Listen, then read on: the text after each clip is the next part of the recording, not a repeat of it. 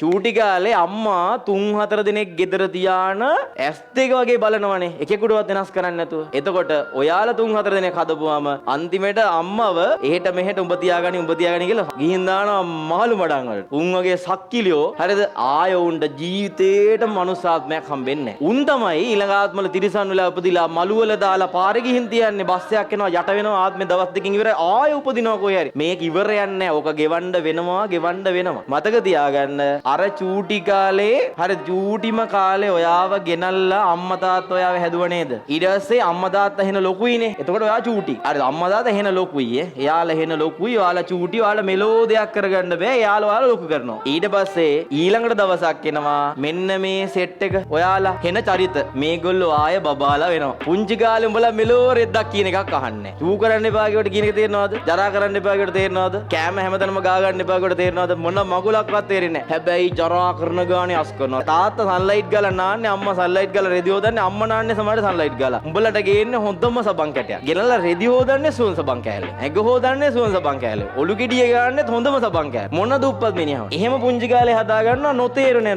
බබෙක් නිසා කියලා කියන්නේ. ආයේ බබා ලොකු වෙනවා අර වගේ අම්මා තාත්තා වගේ. අර අම්මා තාත්තා ආයේ බබා වෙනවා. මීට වඩා ඇඟෙන් ලොකුයි. මෙච්චරවත් හුරතල් නැහැ.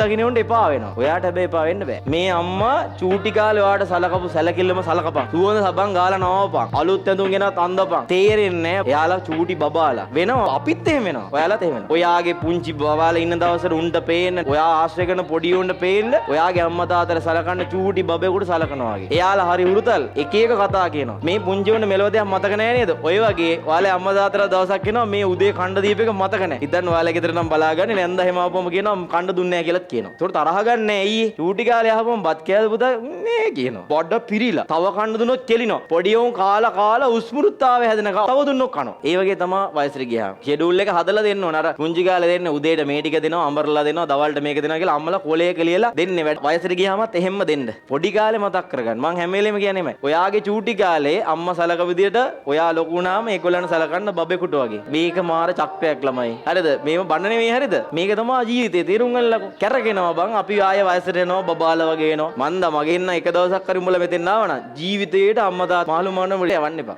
මේ යවලා බඳින කෙල්ලත් එක්ක බඳින කොල්ලත් එක්ක ආතල් එකේ මේ කාලේ ගත කරන්න හදන්න එපා. මේක අපේ ජීවිතේ මේ සංසාරේ චූටිම කාලයක්. ඒක මුළු සංසාරෙම පැයක් ගත්තොත් ඔය ගෙවන ආතල් එක තප්පරයක්වත් නෙවෙයි. ඒ නිසා අම්මා තාත්තට සලකලා සතුටු වෙලා. අන්නේ සතුට සදාකාලිකයි. මේ ඔයාට හැමදාම මතක් වෙනවා අම්මා තාත්තට සලකපුවා. අම්මා තාත්තට සලකපුවා කියද්දි hina වෙවි කියන්න පුළුවන්. සැලකුවේ නැත්තම් නම් පිච්චෙනවා. එහෙන් එළියෙන් පුච්චනට අමාරු ඇතුලෙන් පිච්චෙත්. අපි කරපු බලුවැඩ මතක් වෙනකොට ඒක හරි අමාරු. මොන සල්ලි තිබ්බත් වැඩන්නේ. බොරුවට මිනිස්සුත් hina වෙලා ඉන්න සතුටු වෙනවා. ඇඳට ගිහිල්ලා නිදාගත්තාම මතක් වෙනවා මම මාර පව්කාරේ. මං අම්මට මෙහෙම සැලකුවේ තාත්තට මෙහෙම සැලකුවේ කියලා. තාම සෙට් වෙන දාම පොඩි ඔයාලා දැන් ඔයාලා අම්මා තාත්තෙන් වැඩ කරපළා ඊට පස්සේ හොඳ රස්සාවක් කරලා Taman කැමති සේසෙට දීලා හොද්දට අරගෙන සලකපන් අම්මට තාත්තට මං කිව්වේ චූටි කාලේ එයාලගේ අග්‍රම දේ අපි අර ගෙදර මොනවාද මේ කුඹුරු වැඩක් එහෙම කරපුවාම අග්‍රව කොටස වෙන් කරනවානේ බුදුහාමුදුරන්ට දෙනවානේ මේ බුද්ධ පූජාවට. එහෙම තමයි අපේ විදිය. අම්මලා තාත්තලා උගන්වපු විදිය. වගාවක් කරත් එහෙමයි. ආන් ඒ වගේ හොද්ද රස්සාවක් කරලා පඩියෙන් ගන්න මුල්ම කොටස